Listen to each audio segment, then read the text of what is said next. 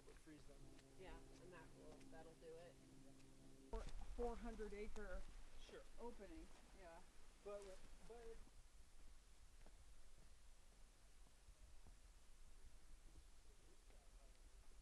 right? So I don't have to go very far before this is bark that's still alive. The fire that this tree got is in line with its adaptations to survive that fire. The tissue is alive under here and it'll be fine.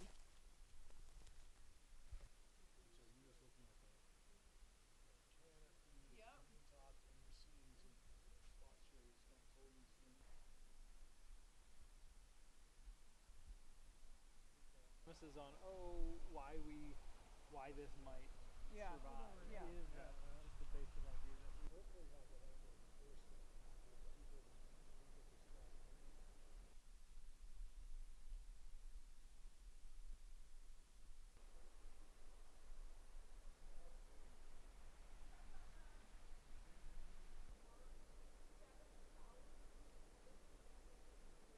But that's okay.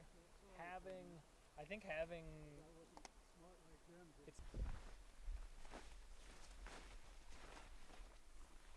seed leaves are browning already. Yeah, these are. Yep. The longer ones. But so these likely. Yeah. Yeah. Yeah. But the needles in this tree were killed by heat. So some clumps of living green needles. Whether it'll live, it's really hard to say.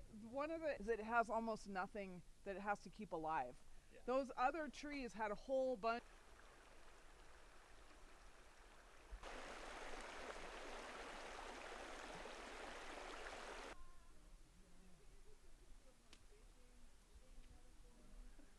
Five thimbleberries though.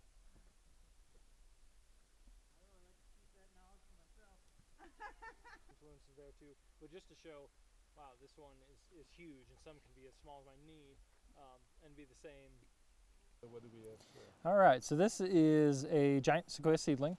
This would be a seedling that germinated last year, the first year after the KMP complex fire. The ones we just passed on the way in. It's a little bit of a mix, and it's that kind of that. Okay. Are we seeing germination or regeneration comparative to?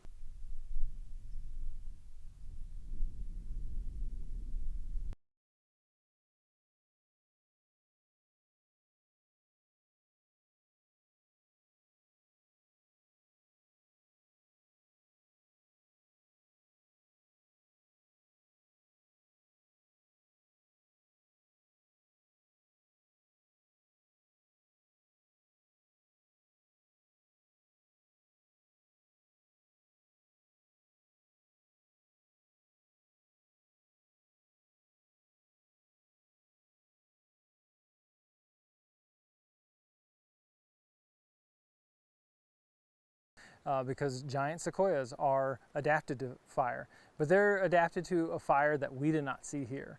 What we saw here was the result of years, more than a century of fire suppression combined with climate change. And what we're seeing from the natural regeneration that is here, while there is some, there's not a clear indication that there is enough. And the critical concern is we are standing in the middle of an area, a 400-acre block of high severity fire, and so we have no living reproductive giant sequoias. But in terms of coming in after wildfire, we've never replanted in this way for giant sequoias, and the critical reason is because of that high severity fire at this scale.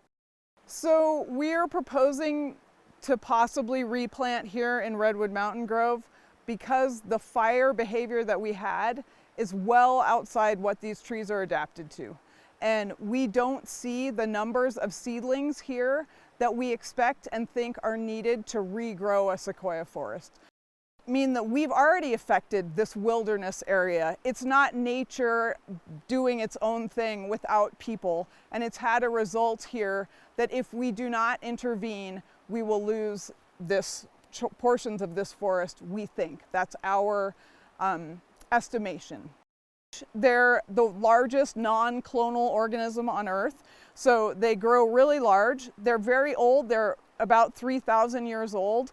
And those two things help people relate to them. So they are spokes trees for the forest. When you see a